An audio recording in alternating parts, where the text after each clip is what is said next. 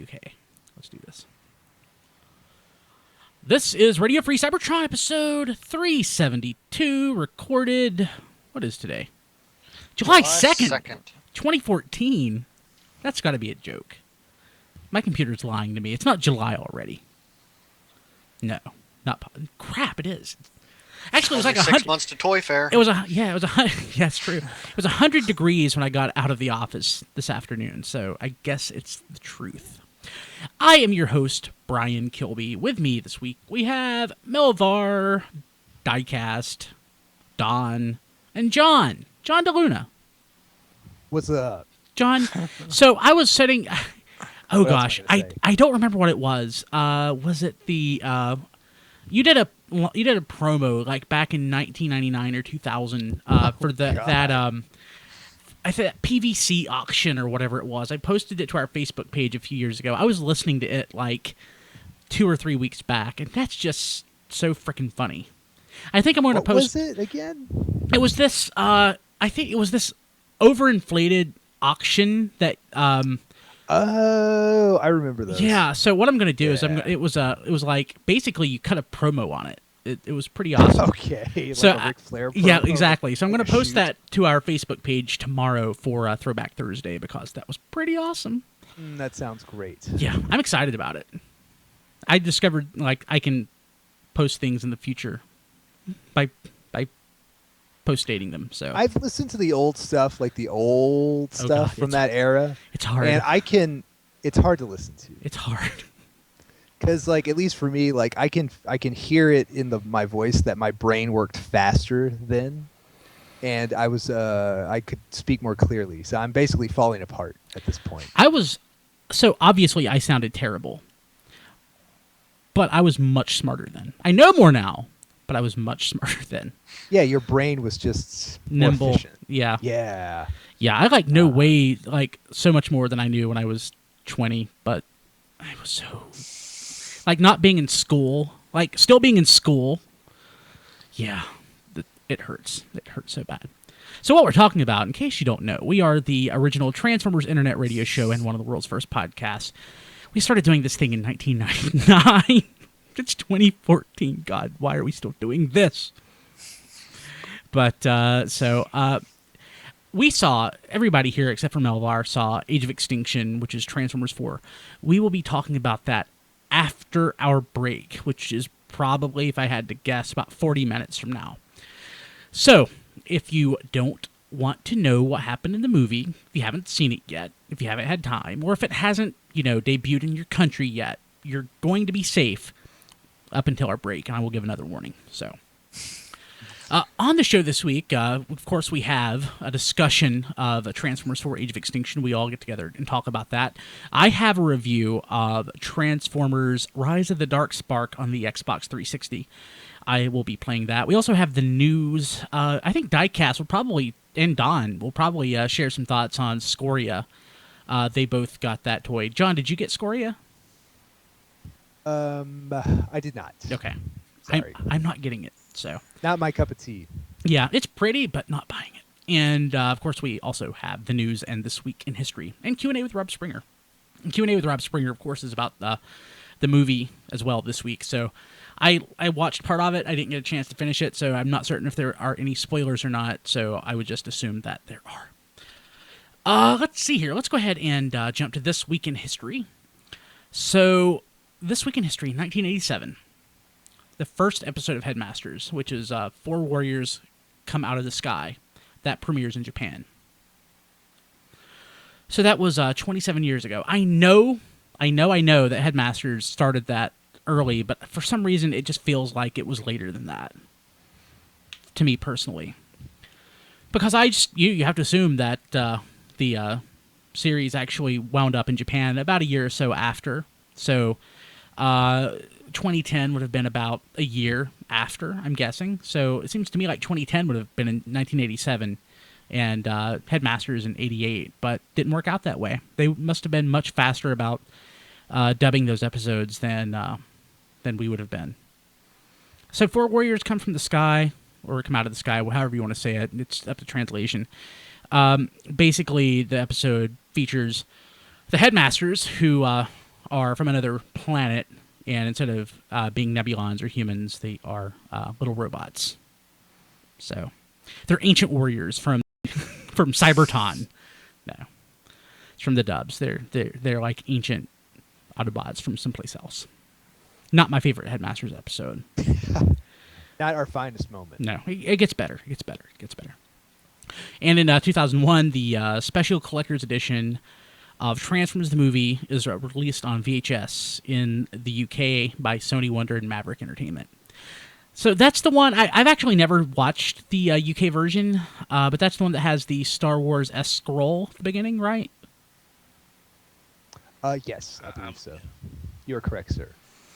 I've never sat down and watched that. I kind of want to. And it also has, I think, it might have been, though, in a later edition, there's also like post roll or something that references Optimus Prime's return. Because, of course, kids are traumatized by the death of Optimus Prime. Why? He dies all the time. He does. My Optimus Prime committed suicide because he lost a video game. That's pretty much. I stole that. I stole that from her. You didn't read the comic, Don? No. Everything just blinked off here for a minute. I'm not sure what happened. Skype hates you. Okay. You must have crap internet. Yeah, well, Diecast did the speed test, and he said, "Oh God, that's the worst upload I've ever seen." So I found out. So obviously, doing the podcast in video is very bandwidth intensive. We do 3 simultaneous streams to YouTube, Ustream, and Justin.tv. I need to get the livestream.com set up back up, but so it requires a lot of bandwidth. I found out this past week that 1 gigabit per second internet is available in my hometown, and it stops less than 1,000 feet from my house. Yeah. How much does that cost? I would pay it. I don't care. If I could get 100 megabit that's symmetrical up and down, I would do it. I get 100 down, but only 5 up, and it's just not enough. I could care less about how much download bandwidth I get. As long as it's like 50 or 30, I would be good. Fiber. I want fiber. So sad news. ShardCon is canceled and it's being retired. It's dried up. I hate that so much. So I'm not privy. I know the organizers not well, but I know them, and I'm not privy to any information. So this is just conjecture on my part. So when I say this, so I'm not speaking for the guys, I'm not speaking for any of that. But my best guess is the guys who run ShardCon are smart. If ShardCon 2013 was an incredibly well-managed convention, it was tight, it was timely, everything they promised was there. They had great guests, they had, whatever. And the people that ran it are also business savvy. So I'm certain the convention made money. But I also know that they're not, I would assume that they also don't want to go into any kind of major debt to put together a convention, because you easily could.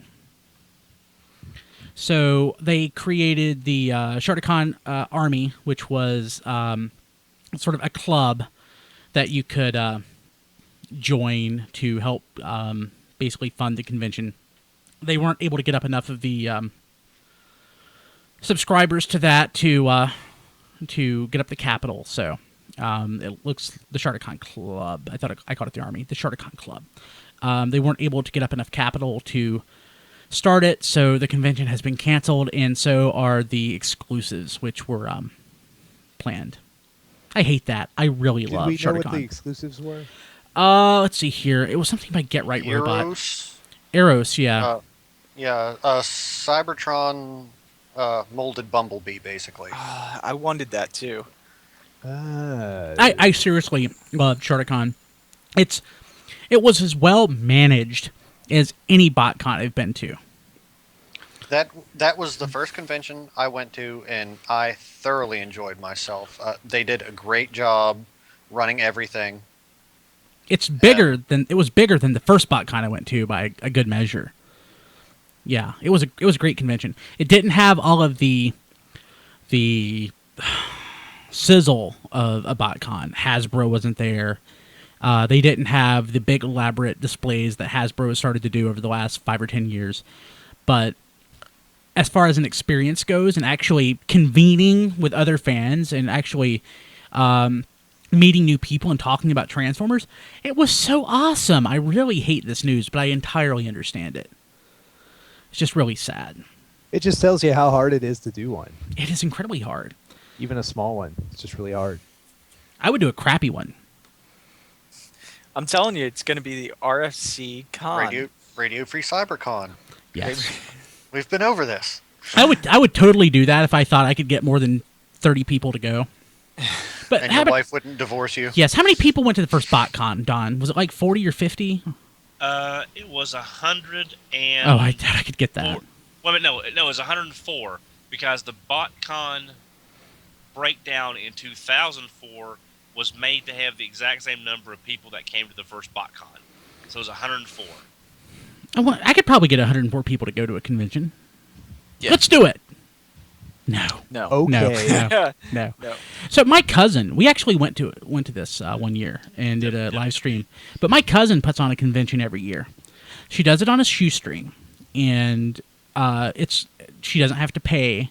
She does it at the local library, but it's always fun. She does a great job putting it together, and she does it on the cheap. It's night and day different than the kind of a convention that that's on the level of a TFCon or a ShardCon. Man, I would love to do something like that, but just it's never going to happen. Better people have tried and decided not to than me. But I will be seeing most of you guys, all you guys, at TFCon. Maybe John. Hopefully, yeah. Yeah, that's the best part about any convention is getting together and seeing your friends. That and Hasbro panel. Which won't be at. That's true. Okay, so you get one. I get one. I'll take that. So I don't think it's going to happen, and I probably shouldn't even say this, but on a Facebook group, some people that we know, or some of us know, we're joking at the concept of putting together an Icon 2. Did you go to Icon 1, John? That was Phil's convention that he did in... No. I think it was in Indiana. Yeah, I didn't go to that. I've been a BotCon guy, whatever it's called, basically, pretty consistently. Yeah. Yeah.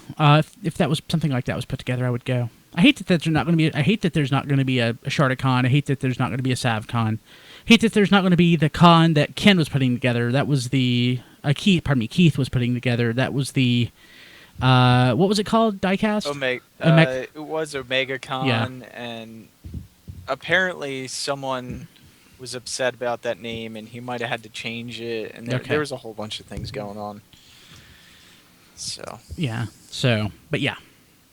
I guess we'll be seeing you guys at TFCon and at BotCon. The only con like that's TFCon has picked up steam. John, are you gonna make it to BotCon next year if it's on the East Coast? He'll make it to BotCon yeah. no matter where it's at. You're darn right. I have to at this point. Like I don't know. I can't break this streak. It's like Don and I are like obligated. We're like trapped, man. Have you missed it? What was the last year that you missed, John, or have you missed a year?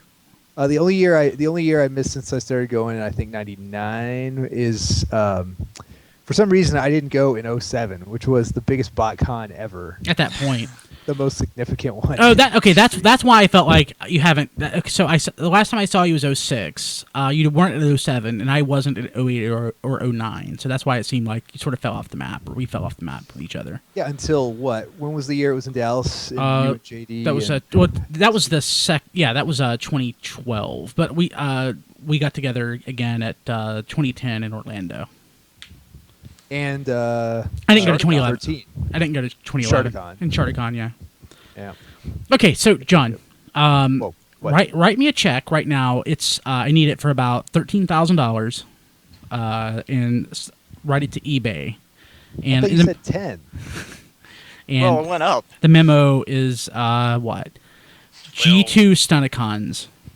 It's like I think with let's see how much is this going for now? 12,000. I just looked 12,100. I think I just looked. It's going to go for more than that. Oh Yeah. my Still goodness. got How much what, time? like 5 days 5 left? days. 5 days left. Yeah. Oh. They found a God. transformer I won't buy. Yeah. I would love to want have this. Because you can't buy it. Yeah. I want this so bad. Yeah. We all want It's lovely. I want this to get knocked off. Can someone do a knockoff of this, please? There is a knockoff of most of the Stunticons floating around. They just need to be painted in this color. I would actually get the Fans Project version if they did it in this color. No doubt. I would totally buy that. I would totally get that. But it's $12,100. So basically, what happened? A former Kenner employee. Kenner, of course, used to be a sub brand at Hasbro. I guess Kenner. Again, I guess at one point Kenner was actually a separate company that Hasbro absorbed. They were. Yeah. They're most notably known for Mask. Yeah. I loved Mask. But Hasbro ended up buying them up and Gloob and some other companies. But so a former Kenner employee, I believe, is putting these up for auction. I think it's going to a charity.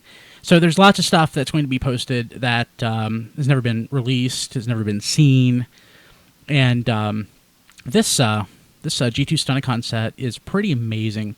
It includes Motor Master, who he has a sticker. So apparently that's actually never been seen outside of packaging before. So that's pretty amazing. And they have more stuff too. Let me go ahead and pull some of that stuff up. I saw a laser cycle jazz, which I had no idea that was even a thing. Laser cycle jazz. Huh. That's pretty weird. Yeah, that was supposed to be along with the auto roller reissues of Hound and Optimus Prime that we never got. Yeah, so here's jazz. Because that was about the same. That was shown at 94 with the GoBot racing rig and a few other things, and the Megatron ATV bomber that we did not get, at least as Megatron and Starscream. So ATV Megatron supposedly actually hit retail, and like 5 people got it. Has that been confirmed? I've heard that for years, Brian, but I was told that it never actually. It was never supposed to be released. If any got out, it was just a fluke.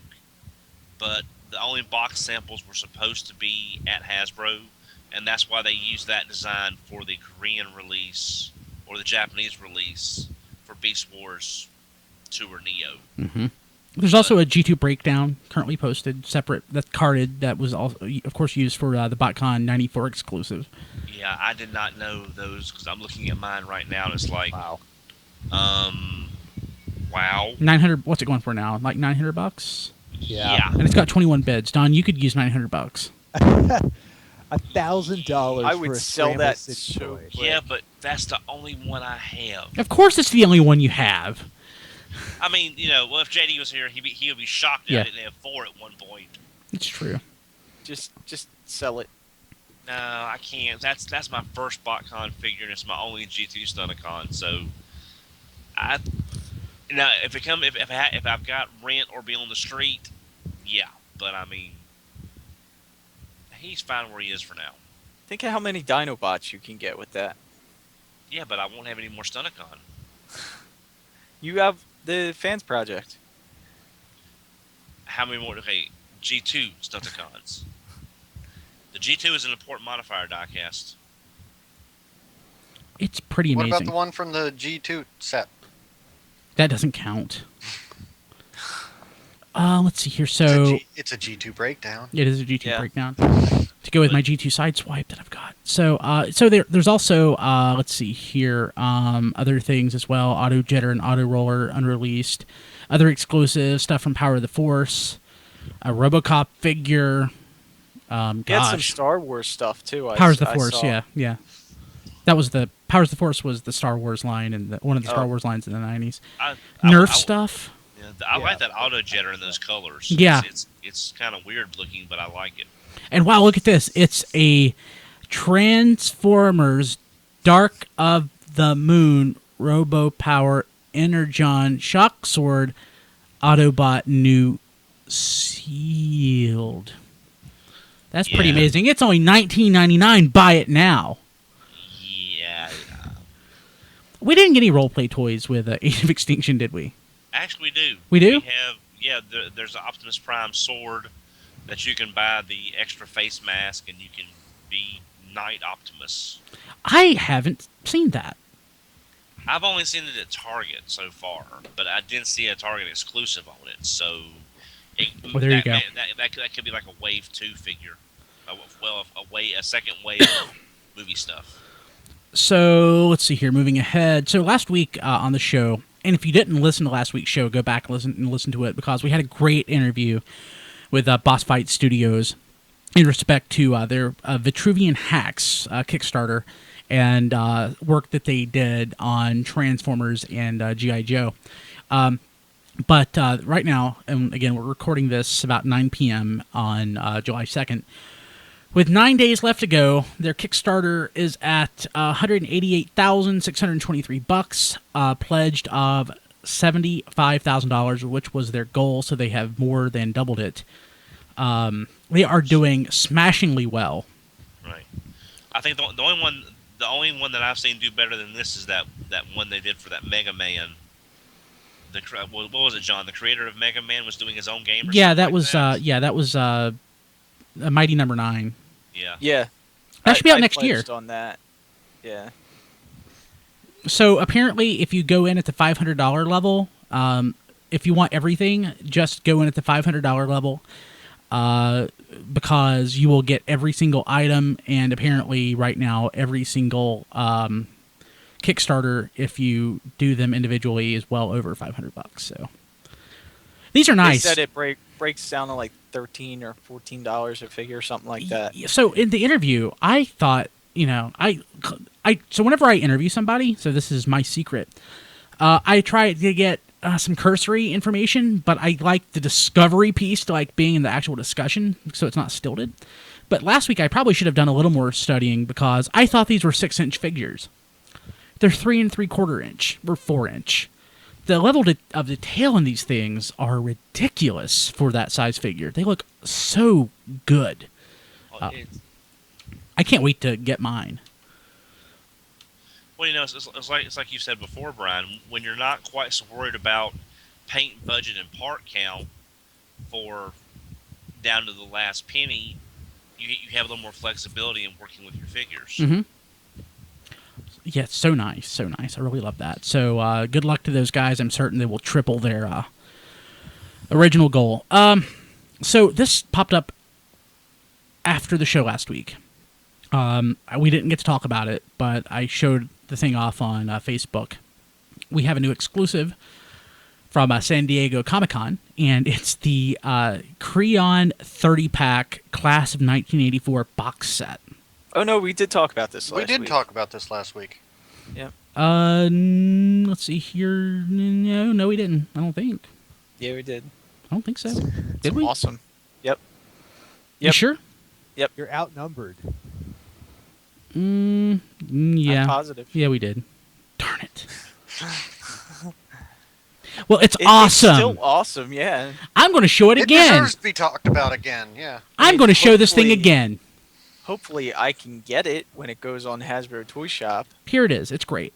No, what happened is I copy, the guys here know, I copy and paste the show notes and start over. I kind of left it in because I thought we didn't talk about it, but it was the week before that it popped up after. So, making sausage here on the show.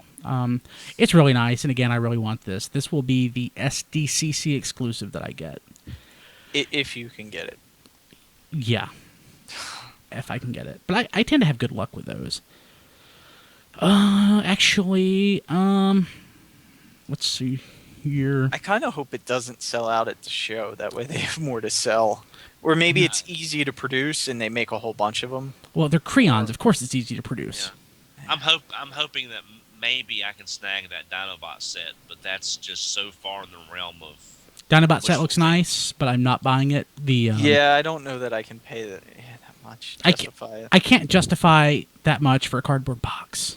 Well, I'd probably just sell the diorama to somebody else and just keep the figures. I'd rather have the diorama than the figures. Yeah, me too. But I would rather have the diorama in plastic. Yes. That's what I said. Yep. And everyone was like, it would be expensive. It now. would I be was like, expensive. I'd pay it. No, it would be It expensive. would totally be expensive. I'd pay it. I want it that way. So we're on August 5th. We are getting Transformers Cybertron on DVD. Yay. I'm almost tempted by this. That's Cybertron is of the three. It's the best. What is that saying? It's of the three. Sadly, I've watched pretty much all of Armada. I stopped halfway through Energon, and I really didn't give Cybertron a fair shake. But I still don't know that I'm going to. I don't feel like an emptiness for not being entirely conversant on the Unicron trilogy as far as animation goes. Love the toys. Could really care less about the cartoon.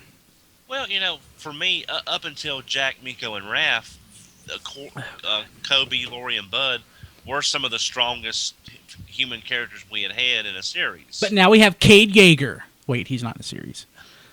Okay, sorry. Oh, he's canceled. No movie. No movie. But yeah, I get what you're saying, Don. But I'm a Chip Chase fan. I will be until the day that I die. Well, maybe there'll be a new Chip, and Chip will be in the new cartoon in some fashion, as the new human. The new human. I would like that. I would actually kind of like that, but that's probably not going to happen. So apparently, has this been confirmed? So we have a photo, but I don't know that the photo is legit. Apparently, MP-08X Grimlock is going to include a throne accessory. I haven't seen anything to say that this isn't the case. So I guess this is an actual legitimate accessory. Can we get a third party to make this? I mean, I know there's a third party doing a Megatron throne for Hegemon. Can we get a third party to make us one of these? I'm certain that wouldn't be a big deal. You could probably take a piece of styrofoam or foam rubber and cut it, spray paint it, and there you go. No, seriously. I mean, it wouldn't be that hard. So, So basically, of course, this was the King Grimlock. This version was the King Grimlock comic version, where of course Grimlock was a little bit crazy, and he basically proclaimed himself king of the Autobots, and he wore a crown. I love Budiansky so much. I would die for Budiansky. So, but yeah. So basically, this is an homage or a reference to that. So now, instead of the throne, they should have made that torture device he was going to strap everybody into. Then you could torture your Transformers. That would be pretty great. If I wanted to torture my Transformers, I'd make them watch. Never mind. So let's go ahead and move ahead. Oh, No movie. No movie. I'll give you a bug to finish that off. Yeah, so let's see here. So I thought this was interesting. So no spoilers in this story, but it is a Transformers 4 spoiler. And I haven't, I should probably check Google News. But so the controversy was Transformers 4 broke the $100 million barrier, the first movie to do so this year. It's been a down year for movies. As of this moment, domestically in the United States, highest grossing movie has been Captain America, The Winter Soldier, and it's awesome. But Transformers 4, I think they were guessing, was going to make something in the order of 106 million. But it was released at $100.38 million. Though some industry analysts or industry insiders said basically that that's BS, because if you have to guesstimate Sunday sales, because they released this number on Sunday before the movie's actually done for the weekend. It's actually still playing. People are still buying tickets. So they said the real number is more like 97 million. Now that seems like a sort of silly, point of contention. But hear me out. So Transformers 4 is Paramount's big movie at this point. It's the first real summer blockbuster. In a down year, nothing's hit $100 million. All the other Transformers movies, over $100 million first weekend. But the Transformers movies after Avenge of the Fallen, which means Dark of the Moon and this, have, made less money successively on their opening weekend. So if it made less than $100 million, that might be seen as a disappointment. It really would be a disappointment. So the thought is Paramount may be saving face by saying it made $100 million. So does anybody care? I mean, I don't. When you get to be that much money, and that's just your domestic release, and you still have all this focus on especially China and the rest of the world, it's like you really can't even. It's like, yes, it didn't make as much as X. It's the first weekend. You have all the rest of the world where it hasn't opened up yet. Stop bashing it and just let it run. But movies, companies like Paramount, Sony, all these, movie studios and distribution studios, they make their money when movies do well. If a movie, it's a down year for movies anyway. But they have all that footage in the movie of China, and I don't think it's open there yet. It's already opened there first. I'm sorry. So it made $300 million globally, $302 million, but it seems like they potentially fudged their numbers domestically. It's potential. It's possible. We really won't know for sure until after the books were released. I guess Paramount has to be a publicly traded company, so eventually we'll find out actually what it made. Probably the case because they said it is, but if they fudge their numbers just to save face, which would be the reason, which would be why they did it. It would be entirely to save face. That's pretty pathetic. If that's what they did. I think there's another reason to do it, and the reason to do it is to say, hey, everyone that didn't see this movie yet, look how much money it made. So it's still lying. Lying is lying is lying is lying is lying is lying is lying is lying. Oh, yeah. But they're still lying. Absolutely. Diecast, 100,000 people listen to this podcast every freaking day. Why aren't you listening to this podcast? You hopefully are. I mean, but it's a lie. It's not true. We have lots of listeners. No, we don't. We have lots of listeners, but we don't have 100,000 a day. I mean, so I think that, I don't know, there's just something fishy about this. If it's true and they fudge the numbers, that really sucks. And it's really pathetic. But if they didn't, it doesn't matter. If they didn't, whoever, raised this is pretty petty. But the fact that it's been raised, especially being that close, because I'm sure even if it didn't quite break the 100 million, I'm sure it's still the highest grossing opening weekend of the year so far. Yeah, it is. But there's something about that round 100 million number. Here in the Western world, we like round numbers like that. So, well, but I mean, and also they never count the other expenses. So it may have had $100 million marketing budget. It's gross. It's not. It's gross. It's not net. And they did have some Thursday showings too. Yeah, but I mean, the it movie counts costs that. $100 million. The marketing costs $100 No, million. actually, no, it doesn't count. It doesn't count Thursday. Oh, Thursday doesn't count? Mm-mm. It's Friday, Saturday, and Sunday. That's when I saw it. I saw it Thursday. Yeah, me too. Then I saw it again Sunday. You saw it twice? Mm-hmm. No way. Paladin's seen it 3 times. I bet. No, he said he's saw it 3 times. Was he not feeling well? I don't know. He just mentioned it. Did he fall asleep and just sleep through 2 other showings? He's in the chat. We can ask him. But back to my point. If they lied, it's a lie and it's bad, and they shouldn't do that, and it's pretty pathetic. But conversely, if the fact that this was raised as a concern, if it turns out that it's a false accusation, it's pretty petty on the part of whoever did it. The fact that it's out there, though, that this is up for debate, that it's a matter of contention, means that I feel that we should talk about it and we should raise awareness. But ultimately, it doesn't impact anyone other than Paramount. Right. But the movie made a lot of money, and it will continue. They didn't even have any pre-screenings for it that I'm aware of.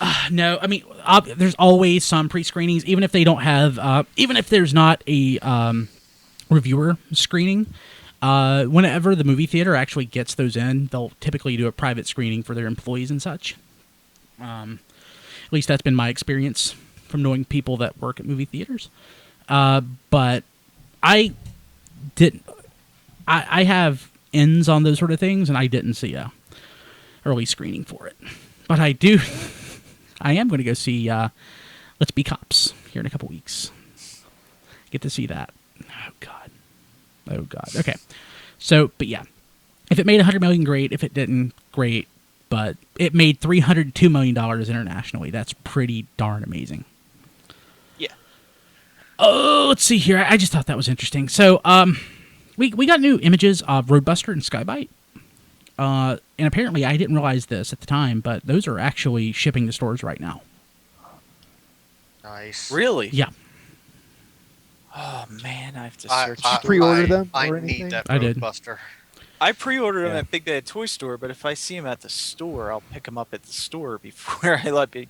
Yeah. Sometimes you never know with Big Bad Toy Store. Sometimes they get them before the stores, and then sometimes they're in the stores like a couple weeks before they get them. Mm-hmm. Yeah, it's a crapshoot sometimes. I mean, in general, he's nice looking.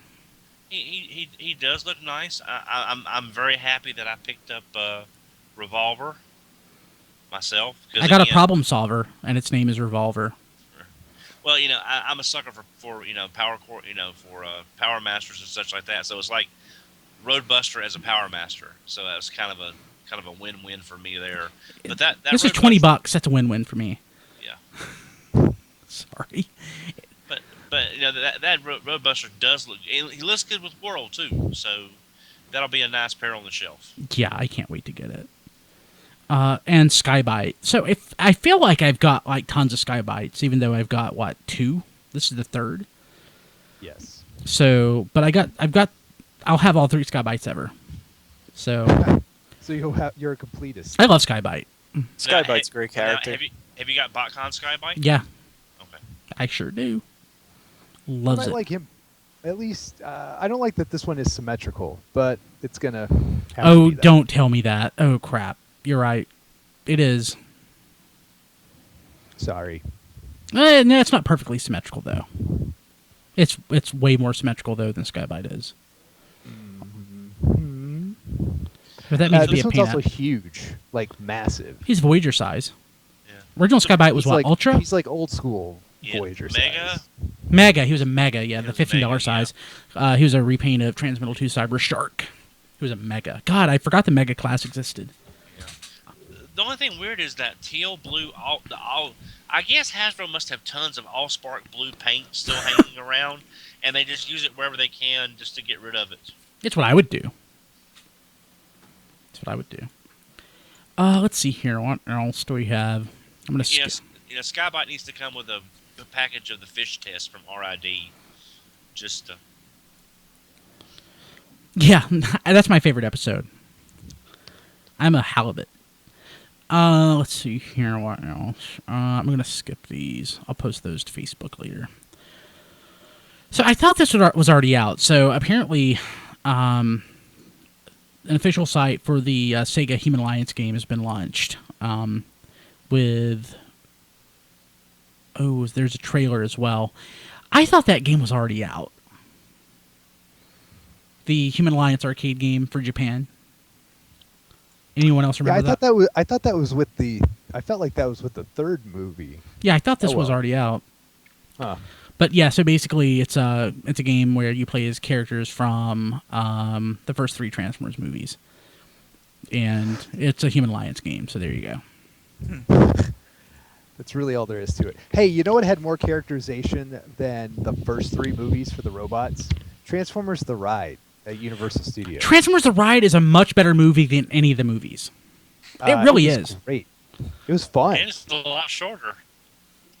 So, without spoiling, my last viewing, I because I wanted to be able to comment on it, I went to go see Age of Extinction the second time on in IMAX, and I sat in the 3rd row, to where it's disorienting, and then it basically you realize that you're actually part of the movie, which in that respect it's pretty awesome. but still, it reminded me a lot of the ride, and it kind of disappointed me because I enjoyed the ride so much more. Yes, yes. I actually came away from the ride really liking Devastator for some reason. Spoilers, he's in the ride. He is in the ride. But God, I've quite a never bit. seen the ride yet. I'm going in November, and now you just ruined it for me. Quite a bit. God. Anyway, his nuts are not. Yeah. Sorry. Second spoiler. How long did you have to wait in line to play it? You mean to ride the ride? To ride the ride. So sorry, yeah. We got in line before they closed the park for BotCon attendees, so we waited probably an hour. Okay. I just want to point It out wasn't again. terrible. I want to point out again. I want to point out again that Rob and I had no wait at all. Yeah, I didn't either because I went in the single rider. Actually, myself and Brian Savage rode in the same evac car. Oh, cool! And, Awesome. We were both riding alone, and we were basically fillers on if there was odd numbers on the other car, so we just got right in, and 5 minutes later we're on the ride. I don't know why we didn't do that with our group. That's typically Ouija logic. Yeah. That we could have just gone in 5 minutes, but we had to stick together. Yeah. So yeah, Human Alliance. I think I'd rather play some more Transformers Mystery of Convoy on my Retron 5. Bragging. Dun dun dun. You know, Retron 5 sounds like an 80s cartoon I should remember. I know. I really hate that I don't have a Famicom disk system though, because I would like to have an actual physical copy of. A physical copy of Headmasters that I could play. Headmasters, and I'd forgotten this until I watched some YouTube videos this week. It's not one-hit kill. I'd forgotten that. Of course, that's the part that sucks so bad about Mystery of Convoy. Okay, let's jump to third-party news. So, Wait, I got something before we jump to third-party news. what? If you want the Age of Extinction, you can already pre-order the movie and get the steelbook. Best Buy actually has the steelbook for pre-order for $25. When do you get it? Whenever it releases. Right now, the release date of the DVD is not set, so they put it as December 31st. But it will be, whenever they decide that it's going to release on DVD. You know, we're getting dangerously close to Spaceballs here, where we're going to be getting the movies in stores before they're even finished. I mean, we're selling a movie that just released in theaters. We're pre-selling it already.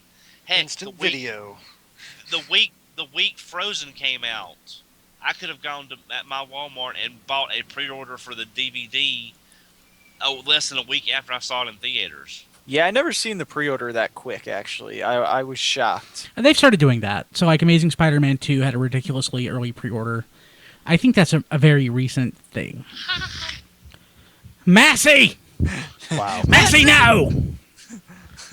That's great. Where did he scratch? What is he doing, Don? He's jumping up trying to get my arm. What is wrong with you? There's nothing wrong with him. That's Everybody's favorite part of the show. That's a good kitty. So I would tell you that I close my door so that the cat can't get in, but that would, cost us lots of entertainment. Okay, third-party news. So, Generations Road... yeah, so... What is... What? Yeah, hold up. What? Yeah, that's the... Never mind. I thought that was the not Roadbuster. So, excuse me.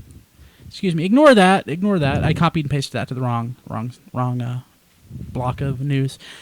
So, Dr. Wu, DW P21 Rambo upgrade kit to Masterpiece to Yanagerize, Yes. aka Derek Yaniger, the guy who did the designs for. I just want the bandolier. I don't really want I just wanted the bandolier. We all knew this was coming. Yeah. I know. Well, I said when it was announced, I hope they do because y'all ragged me on how awesome it was, and the first thing I pointed out was there was no bandolier, and I thought, but you've got to have the bandolier for G2 Sideswipe. It's just, I just really didn't want the So in that episode of RFC, when this was unveiled back that JD hosted last year, when Rob and I were in Florida, we'd all guessed that this was you guys all guessed that this was going to be a sticker that Repro Labels was going to do, but here's an actual physical bandolier. So We didn't say Dr. Wu would do this. I thought for sure we said Dr. No, Wu would no. definitely do this. not specifically, because I listened to that episode like 3 times, pulling clips out of it. I think we brought that up in the hangout though, because I'm pretty sure Dr. Wu was my guess. But it looks so I nice. like it. I want it. I already pre-ordered it. It comes with a huge flipping gun too. Yeah. See, I kind of wish they could. You could buy the individual pieces and pay a little more than like. But probably just with economies of production, it wouldn't have worked out. It's so purty. It's purty. I want it. It's so Yanniger. It's Yeah. just.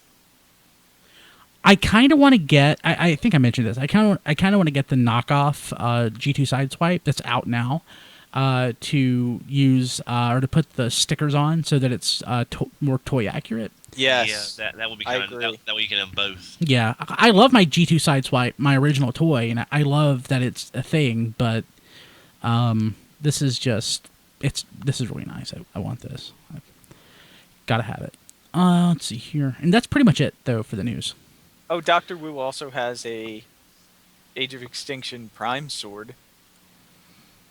Oh, okay, that's That cool. looks pretty nice. I'll probably pick that up. Well, that's pretty cool. It's like $19, so it's good to throw in your POL or whatever you do. Should I be doing POL? If you've got multiple things coming in, it does save on shipping. Yeah. But I like getting stuff, like when it gets there, so that I can talk about it on the show.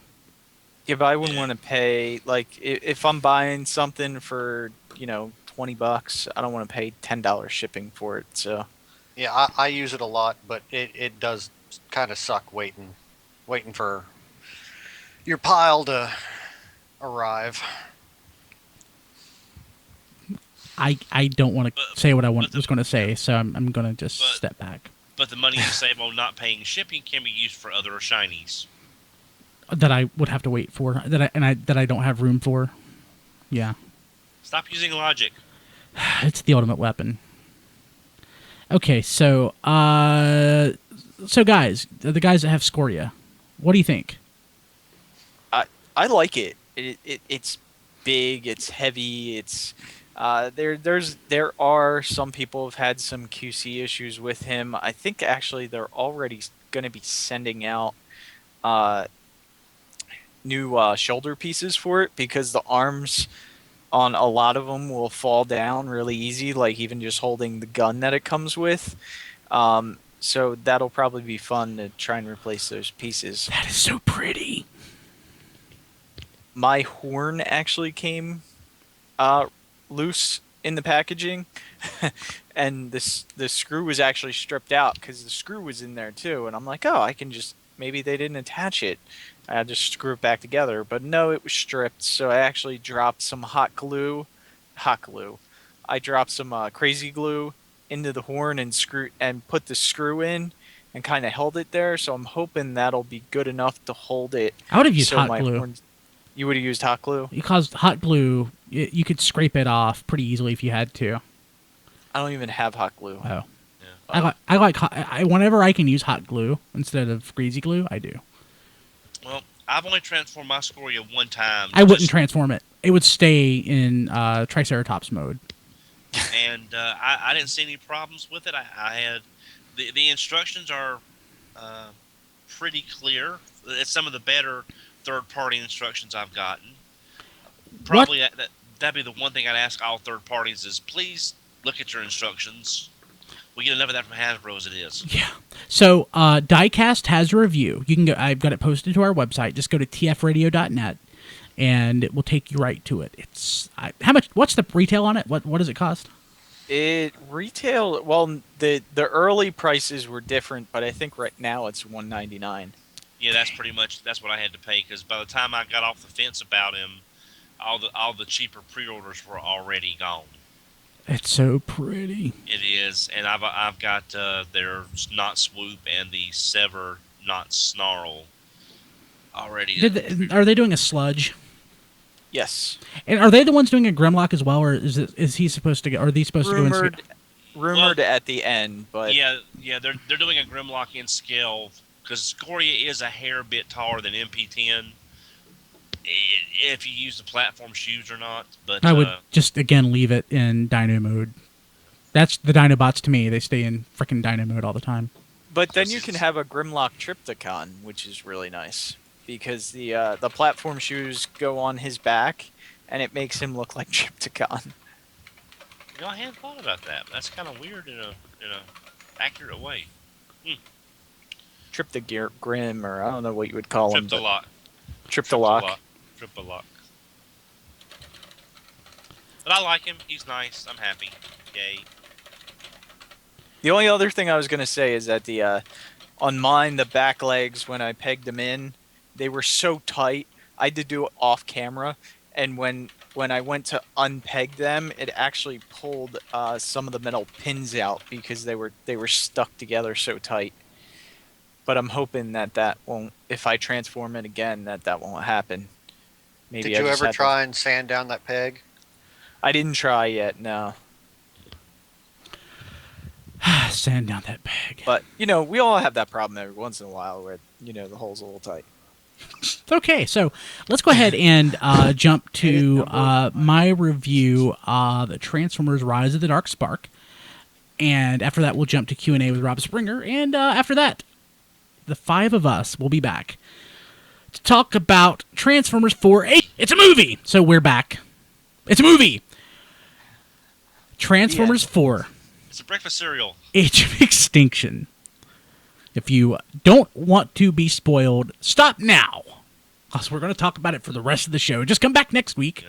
Or pause now, go see the movie, and then come back and listen and or watch.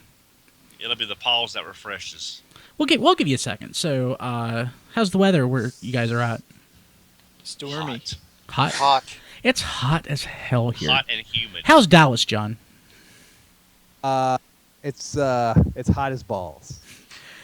So number 2. So I'm gonna probably have to edit this too. I don't really want to get too graphic, but like, I didn't realize that I needed different deodorant when I went to Texas.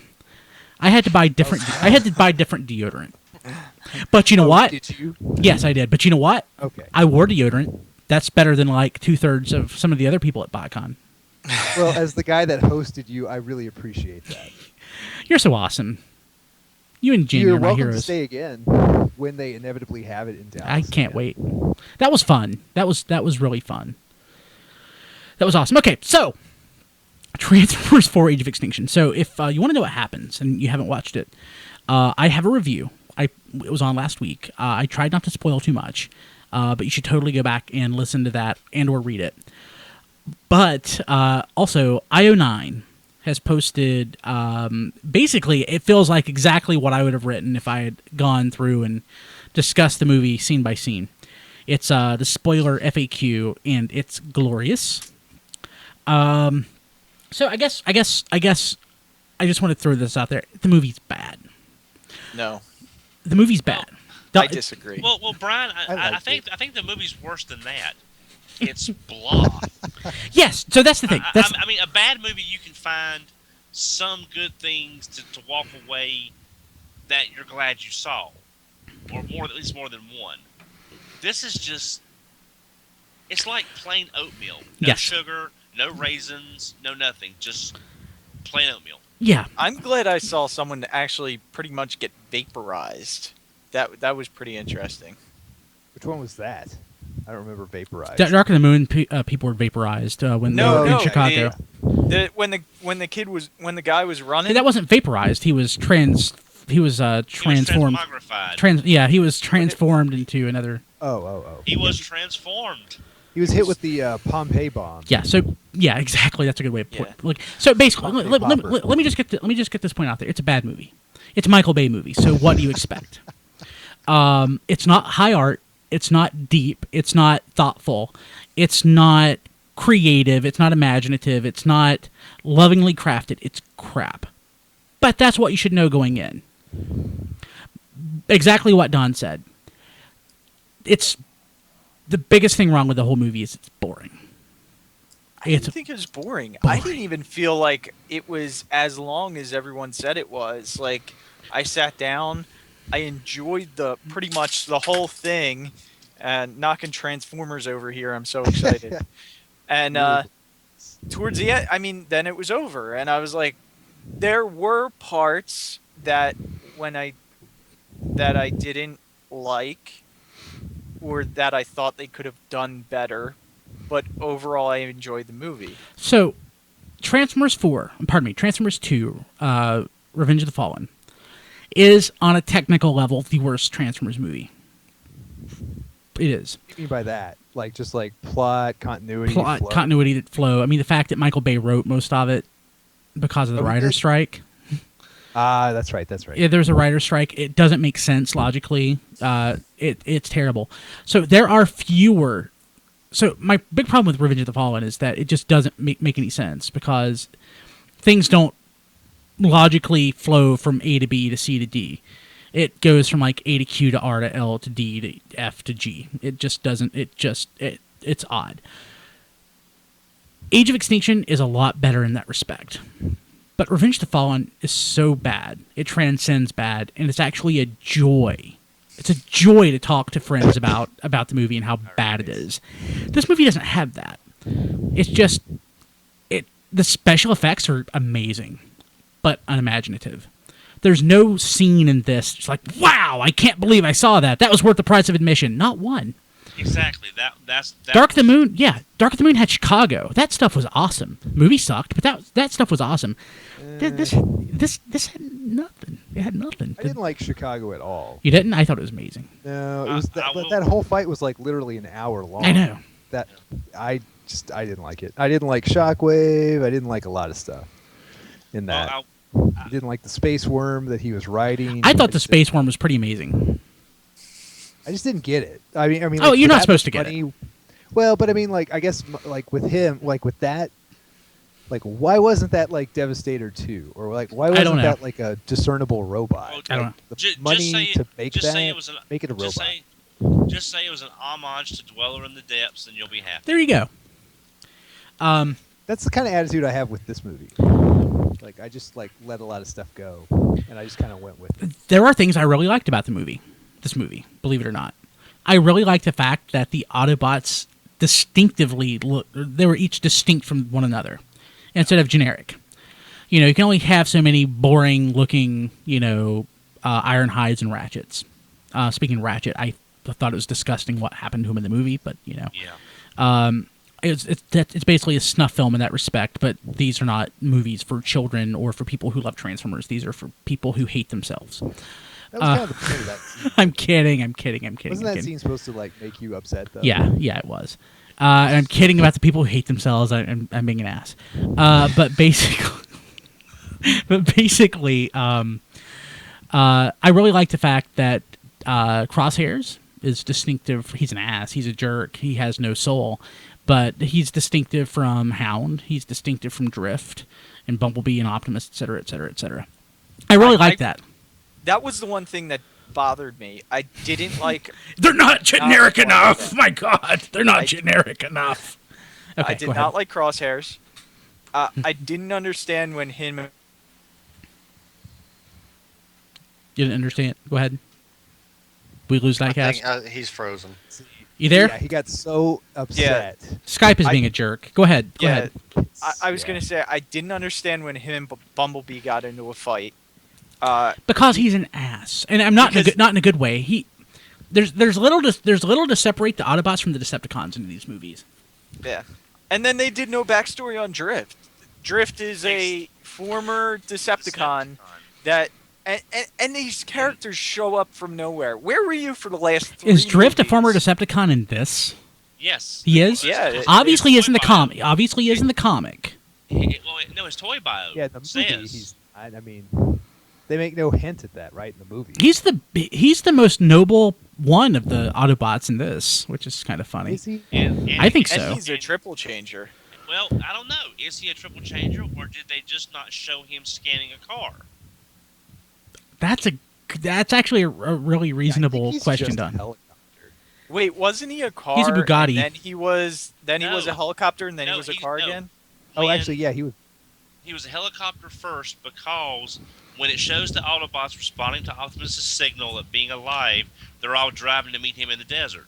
Drift is already he's crawling down the mountain, Captain Kirk style, Yeah. and then he jumps off and assumes the helicopter. This movie mode needed we're getting- Gorns. Go ahead. Yeah, Sorry. we're getting later on as a toy. Later, he is in his car mode, and I never saw him in the same instance where Prime and Bumblebee scanned for their new vehicle modes. I never saw Drift, unless it was a background thing that was a blink and you miss it. I never No, saw but then Drift. Drift was a helicopter when they were in the building. Yeah, he was.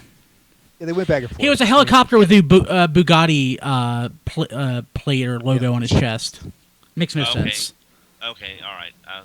Yeah, my apparently- only problem with the movie was that there were a couple scenes. I guess that was one, but there were two where they clearly cut scenes where robots should have transformed from one mode to another, which I assume was some kind of budget thing. They were like, we ran out of money. We're not doing Yeah, that. and there was a lot of. You remember the scene in the '86 movie when Ironhide runs out of the command center, and he transforms behind those structures, and when he comes out from behind the structures, he's folding down into car mode.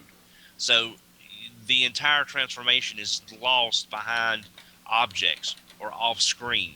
That's what these were. A lot of these were. They start, it pans off to the side, and you see all the parts coming together in vehicle mode. Which was Yeah, or there's stuff like Optimus Prime and Lockdown, or like in a high-speed chase, and then the next thing you know, they're in robot mode on a building. yeah, So- that was It shows him. I think it shows him It's climbing just a up. budget thing. I have to assume it's a budget thing. Yeah, but I mean, like they're like racing on open road, and then a second later they're in robot mode. yeah. That's a Like in a very factory. The thing is, so the way I take that, the movie isn't about the Transformers; it's about the humans, and we're following the humans and what happened to them, and the Transformers are just background. Even though the movie's called Transformers, it should just be called Their Human Friends and the Transformers, and that really, especially that. At the that was early on in the film, early quotes, that really punctuates that whole thing for me, because you had this really awesome chase scene and fight and everything going down, and then it just focuses on the humans. Yeah. I felt we got a lot more robots in this one. Well, it was 3 hours long, so yeah. Oh, but I Plus, mean, like, they I were- couldn't tell you one thing Ironhide ever did. In all he the movies growled. He was in. died. Yeah, but I mean, at least Hound was John Goodman yelling like Yes, inappropriate things, That's the which I love. That's the one thing that I took from this movie, at how much life John Goodman breathed into one of these characters and made him like he's the old war horse. He's gruff. He takes no BS, and he's going to go in and fight with everything he's got. Oh, he was far and away the best character in the Oh, movie. Yeah, he he was the only one of the most, new characters I liked. Yeah, and he's probably the most fleshed out of any of the Autobots in any of the movies. He's the only character that I liked. Wait, he's an Yeah. actual character. From, He's from not what I just- hear, Optimus Prime was pretty murderous. He's a homicidal maniac. He Okay, always is. spoiler. I'll kill him. He also Spoiler hates here. us. No, we're in spoiler Optimus- zone. Yeah, Optimus kills a human. He kills Attinger. The first thing he does is he threatens to kill Cade Yeager and his folks, and he smacks what's-his-face in the head. He could have But now- killed him right there. He but now- shot. He said, "I swore never to, never to Yeah. kill humans." But it shows him like it shows him like shooting all those humans when Cade's barn's being attacked or his farm's being attacked. There's no way to know that his attacks weren't killing those people. He doesn't have like infinite control over every single projectile that he shoots out. I mean, Well, in all fairness, he was dead. I mean, they pretty much brought him back to life. They gave him Again. they charged his battery.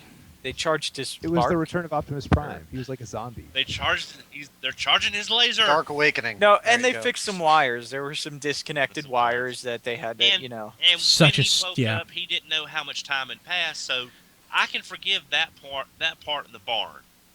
But Prime doesn't kill humans.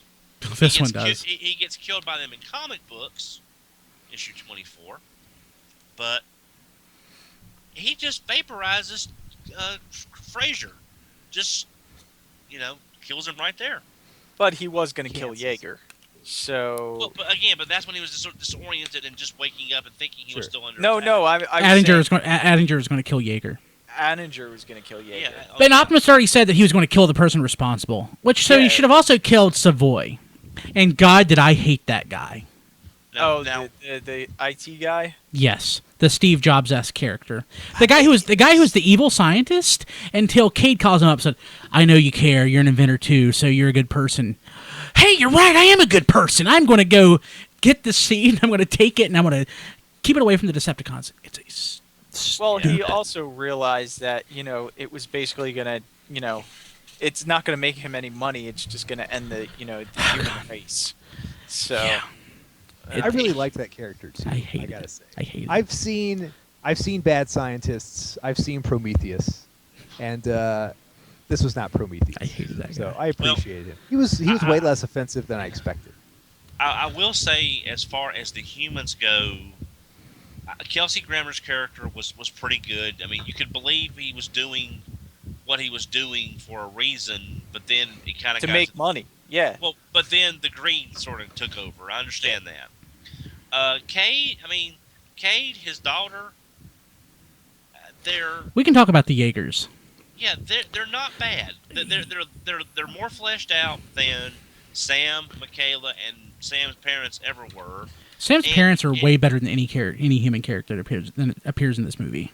Right, but it's just I can't see this Cade Yeager being a robotics guy. I just can't see this guy being a robotics expert or inventor. No, there's I'm not worried. It doesn't fit. It doesn't fit. I'm okay. I'm okay with that. I'm not. I can't accept his level of incompetence. So his crap, his stuff. He's like this down and out inventor, and it's like he finishes his equipment like he completely does every single layer of polish. He gives them a shell, whatever, etc., etc. But he actually doesn't make the underlying technology work. That makes no sense. Like, it's just, obviously they do that extra level of polish so that it looks good on a movie, but the thing is, no inventor would actually go in and design every single thing, every single, actuator, every single, component, and then, like, put the shell on it, design all that, and the look and the feel of what the robot, looks like, and not actually perfect the actual function of it. I thought like everything was like that. Maybe you're trying to think too much. Probably. Because I thought it was believable. That didn't bother me at all, and maybe I'm just not inventive enough. So so in my review, here's how I describe Cade. So, and this is pretty much what I think is wrong with the movie. Because everything is just perfectly poised to, he's basically perfectly set up to be the hero of the Transformers movie. He is a down and out widower / inventor / fit but nerdy former high school jock turned single parent. Actually, former high school jock turned teen parent. Basically, he was set up to 1, be able to fix Optimus, 2, fight, 3, in a future sequel, there's room for a romantic subplot. Yep. It's just it's true. It's contrived. Everything in this is contrived. Tessa's boyfriend Shane he's a rally car driver. I hated him so much. I hate him so much. I hated that character. Hated that character. Hated that character. He was Hated oddly it. cowardice. Well, Yes, he was. Well, Go ahead, Don. The thing of it is, one, how is his daughter a rally car navigator? She's not Kit Cloud. She has the best hands in the business. She's good with the stick. Good with the stick. Yeah. Oh But my God. how is she getting away from this overprotective father to be a rally car navigator? Time dilation. Girls sneak out. Yeah, and I'm going to bring up what we talked about in the pre-show. Mass shifting. Like, she's shifting her mass to a pocket universe. Yes, and also the fact that he had a laminated card in his wallet as a ready defense. Yes, I'm banging your daughter. with That's the- what with that's the what he was Romeo saying. and Juliet. I don't know if this is even true or not. I don't know. But I'm just saying, having that in your wallet as a pre-made defense. It's creeps creepy. me It's the creepy. hell It's out. creepy. I understand it. I understand being a 20-year-old guy who has been dating the same girl since you both were teenagers and keeping that going. I see that all the time. But the way this was presented in movie form was just, it didn't make any sense. Why they even had to mention it? It's like, Make him this car- 17 too. He's got his driver's license. He's a race car driver. He's a natural talent. or make them both 19. Just something that just no. It's just creepy. Just yeah. Just creepy. Creepy. But so, tell me where I'm wrong. What was my biggest problem with the movie? Like Don said, it's boring. What was the really awesome thing in this? What did you really like about it, Diecast? What did you love about this movie? What did I love? Or what did you like? I liked when they went into the building to get Jaeger back. That was a pretty good scene. That was a good scene. The end scene, I mean, that whole action sequence was okay. I mean, it wasn't bad. I don't know if we lockdown wanna ship. jump to that part. Yeah, We're just bouncing around. That reminded me too much of Man of Steel. I mean, the problem I had, and it's not really a problem because I liked the movie, is that the Autobots came way too late. They didn't even, or the Dinobots, I'm sorry. They didn't even call them Dinobots. They called them Legendaries. And they were basically just on the ship. Lockdown had already captured them. And I was a little confused because in the beginning of the movie, where you were talking about the whatever they were doing, where that bomb went off and it like turned everying into that metal to Transformium, which again is the name that the humans gave it. So I'll give that a pass. I thought for sure that I saw a Dinobot looking figure in that Transformium. You did. So, we all did. Okay, so I'm not crazy. So I thought they were going to go to Everybody that thought that. Transformium. Everybody and who get saw the it. Dinobots, Everybody who which saw it makes thought sense. that. Everybody who saw it. No, but it doesn't make sense.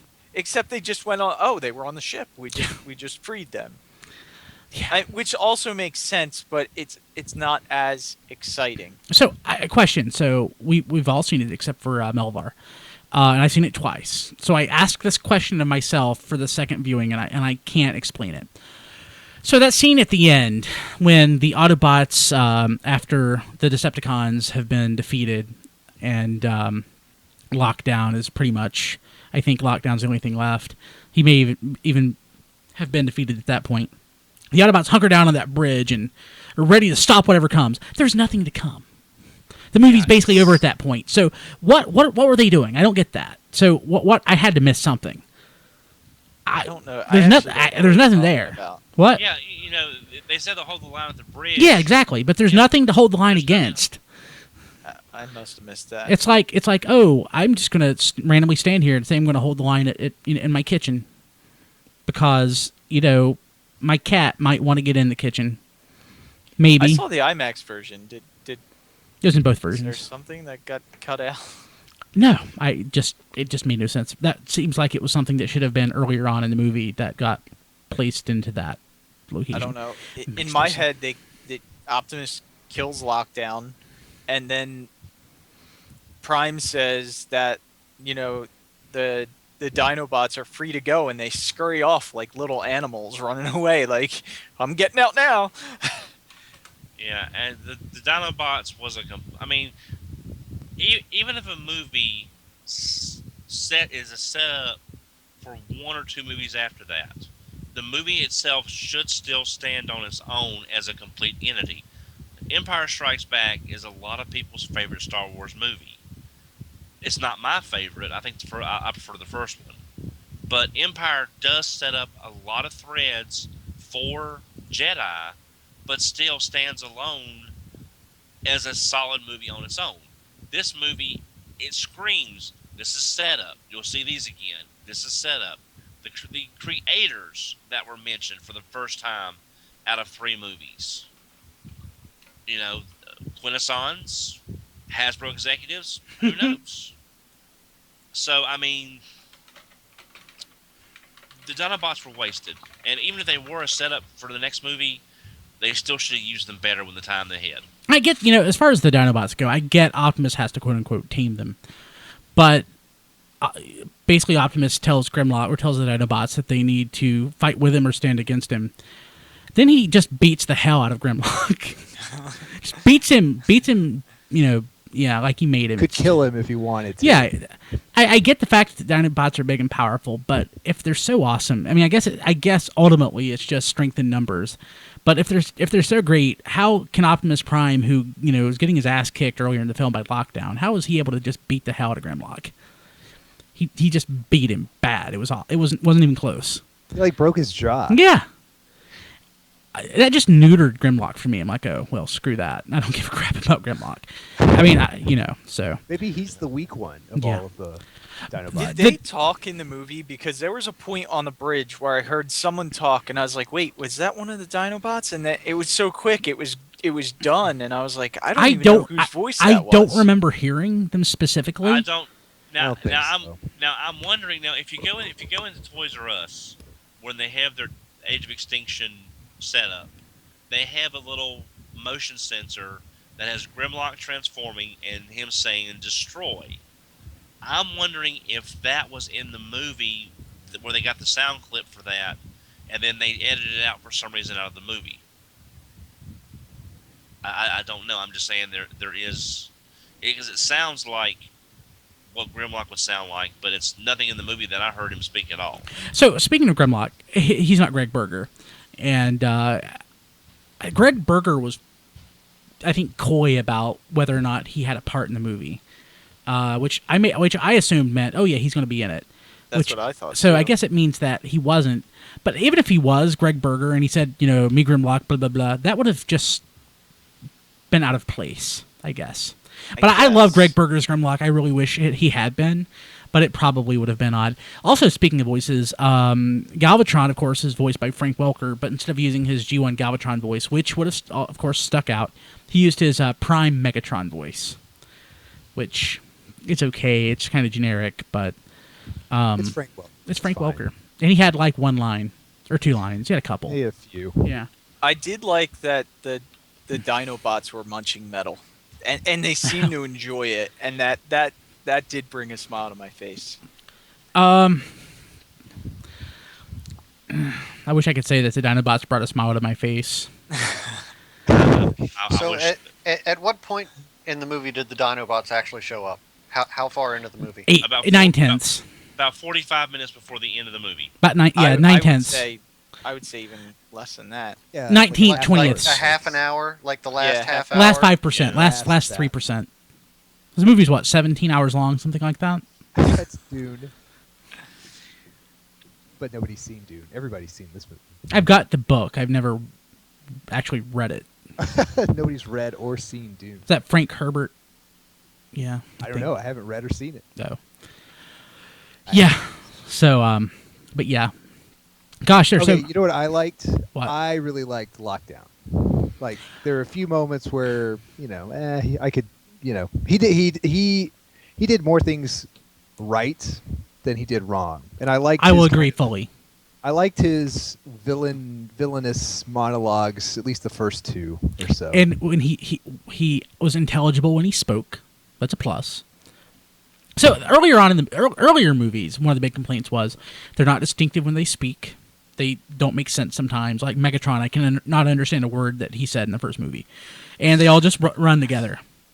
But yeah, very distinctive look, very distinctive when he spoke. He had a distinctive personality. He had a nice look. I didn't hate the gun face. I thought I was going to hate the gun face, but I didn't. I liked Lockdown. I'll give it that. Galvatron was a waste, even him being in the movie. Yeah, oh, and I hated the transformation. I couldn't hate anything more than that. It's kind of a cheat. Well, I mean, it's just stupid looking. It's like, boom. Yeah, the It's a bunch money of sink. little balls. I'm certain they could probably do it randomly the other way too, like when they supposedly shift into whatever. But there were so many of them on screen, it was probably just easier from a technical perspective to have them randomly transform like that than it was to give them distinctive transformation sequences. God, I hated Galvatron, or I hated his lack of use. Okay, so that made me think. I think the most egregious thing in this movie, and of course it's a Michael Bay movie, but it's the physics. So the scene when they're fighting Galvatron, I think Tessa is an Optimus riding an Optimus, and Optimus gets hit. He crashes, transforms. Tessa's rolling on the road. Her skin should have been peeled off. Every bone broken. Her skin should be nothing but road rash and blood, and she should have died on impact. No, she might have a little scratch on her forehead. Well, what about when they jumped out of the ship When and they- they're going down a building and they got 3 of them in their hands? Like, there's stuff flying everywhere. You mean to tell me they're not getting hit by any of that debris? They're going to die. Yeah. But I mean, But- it's a movie. I get that, and people say it's a movie. But you know what? It's also our brains. It's a bad movie. It's a bad movie. But our brains are wired to understand Newtonian physics. I have a ball in my hand. I throw it up in the air. The ball comes back down. I can predict where it's going to land. I know if I throw the ball, I can predict where it's going to go. If I fall, I can predict that I'm going to get hurt. Or I know like how much to like clench up if I think I'm going to get hit. So we watch this movie and it doesn't match our perception of what reality should be. So it just stands out as just not making sense. And it's like a sore thumb. I can't stand that stuff. Can't stand I it. always just write it off as it's a movie that would never happen in real life. I'm not going to think about it too much. I'm just going to enjoy the movie. The more realistic movies look with special effects, the more it stands out. So there are things that I can get by when special effects are kind of chintzy. But since that kind of looks like what would actually happen if somebody actually was thrown out of a transforming robot at 100 miles an hour, except for what actually happens when they hit concrete or hit asphalt, I can't help but just notice that, and it just takes me out of it. I should be able to turn off my brain while watching these things and just absorb it, just feel it, like I did with Pacific Rim. I don't know whether or not Pacific Rim was a good movie. I really don't. I never thought about it. I just took in what was on screen and I enjoyed it. I can't do it with these. I just can't. I can't do it. A lot of that's the curse of just being a Transformers fan with all this knowledge in your head. It's not even the Transformers stuff. I mean, I view these as an entirely different thing aside from the rest of Transformers. Just like G1 is different than Beast Wars, is different than Robots in the Skies, is different than Prime, is different than Animated. I mean, I think a lot of people still have a problem with Prime being a bloodthirsty maniac. I do have a little. I can't help but get over it. I can't help but have a problem with that. What's happened to him in these movies, it's kind of understandable. Yeah. Yeah. And It's a progression of the character throughout the movies. And even though Peter Cullen now doesn't really sound like Peter Cullen did back then, the fact that it's Peter Cullen kind of makes that worse for me. If it was somebody else doing his voice, I could. But that's you being a fanboy. It's me being it's me being aware of what came before, not me being a fanboy. You have a lot of fanboy. history in your head, a lot of precedent in your head. It's kind of like Back to the Future when Marty McFly is making out when his mother wants to make out with him. He knows who that person is, and he can't see himself making out with him. I know who Peter Cullen is. I know how he's been. Who he's been in other movies or in other Transformers fiction. Making out with him. Yeah, it's like wanting to make out with my mom, and I can't do it. But she's got a mustache. Yeah, and she's got a mustache and cowboy hat, and she's 4 feet tall. Can't do it. Okay. Do we have anything else that we can say about this? One last thing. Okay. The one thing that even though I like this movie, I really did like this movie, believe it or not. The one thing that did make me laugh out loud was at the very end, Optimus Prime magically shooting into the sky via rockets. Yeah. from his back. Oh, yeah. That was awesome. I'm not even- creators we haven't heard a thing about up until now. And I'm he's going to kill them too, right? I'm not even going to point Yeah, out that escape velocity is 11 kilometers a second. I'm not even going to point that out, or 7 miles per second. Not even going to bring that up.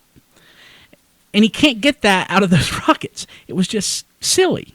And how is he going to? He believes he can fly. He's going to run out of fuel. No, I'm picking on that. The thing I really hated about that scene, when Cade asked him if we'll ever see him again, and he said, "Just look to the star. You know, when you look up at night and you see a star, think of one of them as my soul." What the hell? Just say, think of one of them as me. That works It's like as he's me. Cowboy.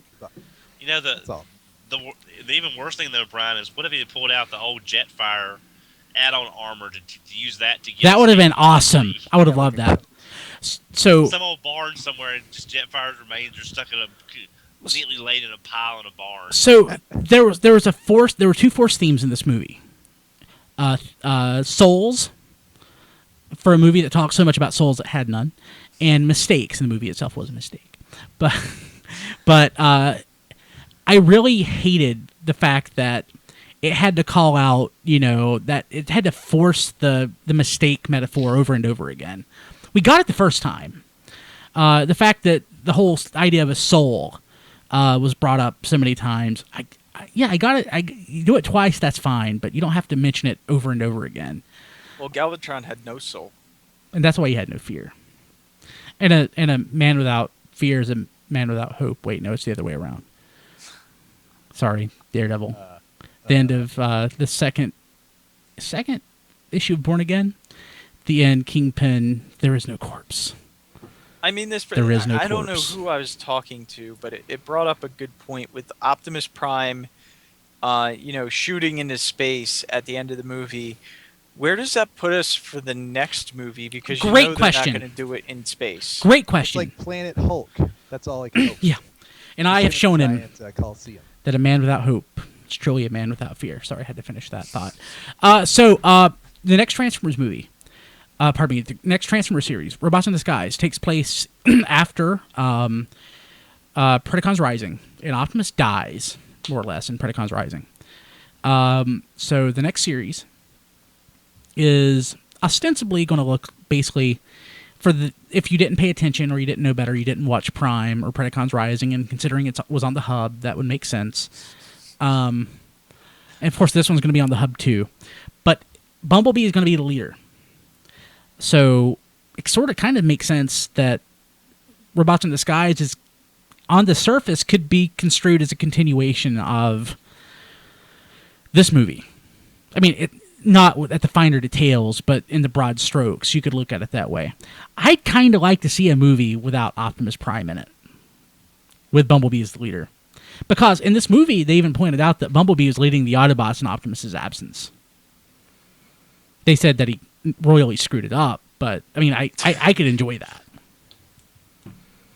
Well, as far as the future movies go for me, Brian, I can actually, they'll never do it, but with the advances we've seen in the technology that the humans have at this point, and I'm not sure if I want to see this or not, we could, if they go this route, we could have Head and Power Masters by movie 6. That would be wrong-some. That would be wrong and awesome at the same time. I know, so I'm saying with the technology they have now, Okay. in this movie, Okay, we could by issue 6 be looking at the inclusion of, since this whole thing of two worlds being one, working together. I like that idea. I like that idea a lot, and I can see them going in that direction. But what I'd rather see is basically like Voltron. Humans are like Voltron, and the Transformers are the Transformers, and like giant like combiners or like Mazinger Z style robots or Gundam mechs fighting Transformers. That could be fun. Like Pacific Rim. So basically, like Paladin says, Master Force, the best Gundam series that there is. Yeah, actually, that's probably true. I'm not a Gundam fan. God, the only Gundam I've actually watched start to finish was Gundam Wing, and that's kind of laughable. Oh, sorry. I know. Watch G. Please go watch G. Triplet and I were at Hobby Town, USA this past weekend, and we were looking at Gundam kits. And I saw Death Scythe, and I'm like, ooh. It's like I had this. Oh gosh. All right. Okay. So I don't have any. John and I could give you some required viewing. Yes. Okay. Build fighters. Was it 0083? That one's like extremely 80s. Ooh, I like that. Like rock out with your hair out and all that stuff. You know what I mean? Like power, like hairband basically- music. Super Basically, 80s you would need to animated. have gym music playing in the background to give it the complete effect. That would be great. Yeah, it's like way over the top. So, for the fans out there who like this movie, and for Diecast, and John, And John. I want to apologize. I haven't had a chance to really get this off my chest.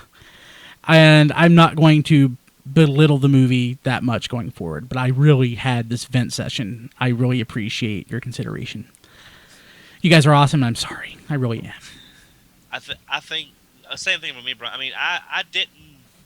I'm glad I saw it, but it's like I've said it elsewhere. I went in with zero expectations, and I was basically telling the movie, hit me with something memorable that I walk away from this movie thinking, this was awesome. This scene was awesome.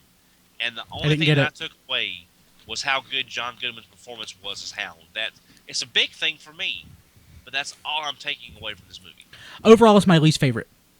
And like I said before, on a technical level, Revenge of the Fallen is worse, but Revenge of the Fallen is such a cluster that I can enjoy watching it just to see how bad it is. I wish if this movie had had Transformers Heaven or something in it, I might have liked it a little better. But it didn't. Okay, I guess that'll do it. Anything else? I don't know. My favorite part of this movie review was, as the one person who hated this movie without even seeing it, I didn't even have to say how bad it was. You took care of it for me. Thank you, Brian. Thank you. Thank you. I appreciate that. It's the instant movies. Yeah. You get to see how bad the movie is before you actually see it. I know a lot of people really like the movie, and I I mean, if you, can't shut my brain off. The movie was better than Rise of the Darkspark. Oh, yeah. So we didn't mention that. So the review is earlier on in the show. I just find the game I found it so I didn't finish it. So I hate that I wasn't able to finish it, but it was so frustrating to play. There was a scene early on later on in I think the second level in which you're flying around as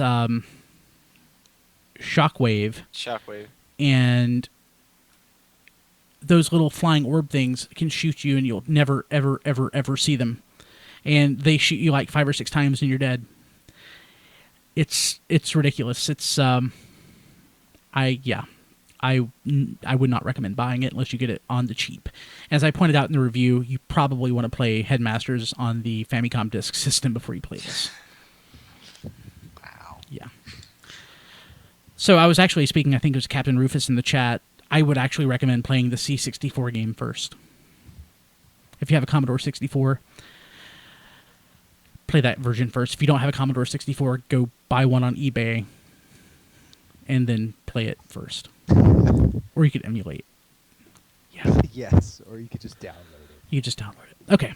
or heck, if you've got a Super Nintendo, you can play Vortex, which is basically the aborted G2 game with a new skin. Did Vortex actually come out?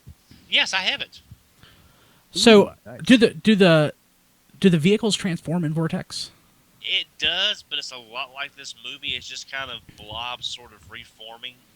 But yeah, you're Yeah, absolutely it's- right. yeah, Vortex it's- was a Super FX 2-chip based game that was going to be released. I think in '93. It was the G2 game, Yeah. and I think Game Pro at the time actually did a preview of it, which is I think the only reason anybody knew that the game was coming out as Transformers G2.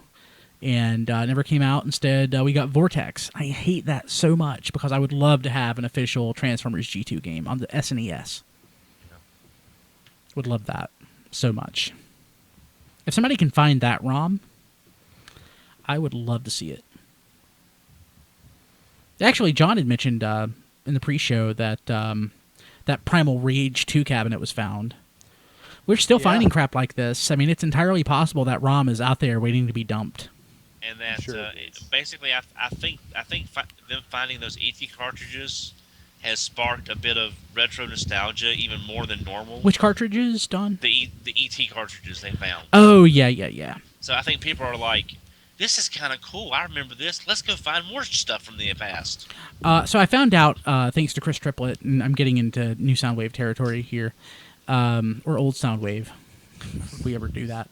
Soundwave. There's the mall nearby. There's actually a vintage game store. Now, Retro Reboot in Charlotte, which I love, but Charlotte, it's like an hour and 15 minutes from here.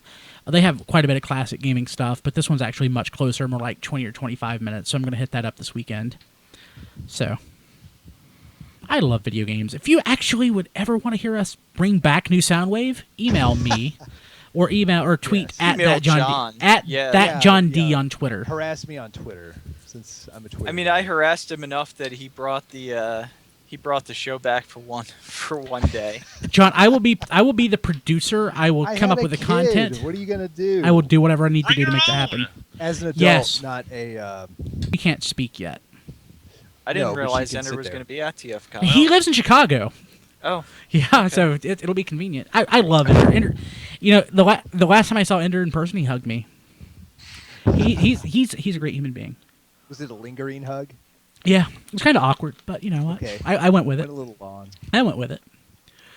Ender. So if anybody wants to know, in person, Ender is exactly like he is on the podcast. But it's true. But he's a great guy. I really like Ender. Okay, so that'll do it for this week. We will be back next week, and we will not bitch about Age of Extinction for 50 minutes again. Promise. I think that was more like 40 minutes, but Maybe like 10 next week. yeah, had a lot to get off our chest. So let us know what you thought. Tweet us at TF Radio. Let us know on our Facebook page at facebook.com/TFRadio. Email us, contact@tfradio.net.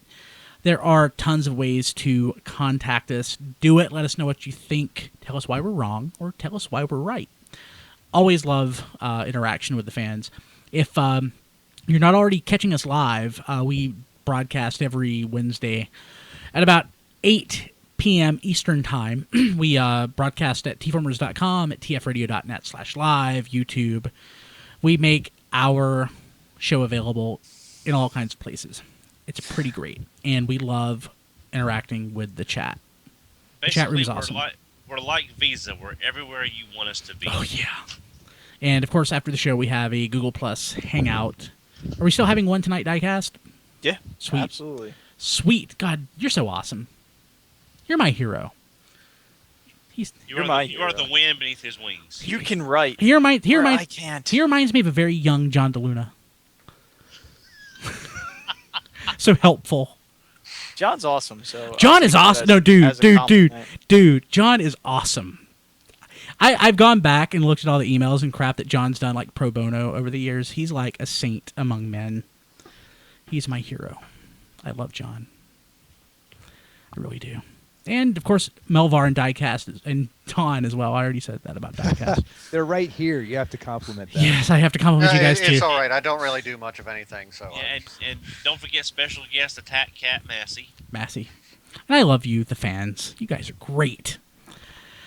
Okay, that'll do it. If you're watching live, we'll have a link out for the Google Plus Hangout very shortly. So we'll catch you later. Have a good one. Take care, everybody. Bye. Have a good 4th. Happy holidays.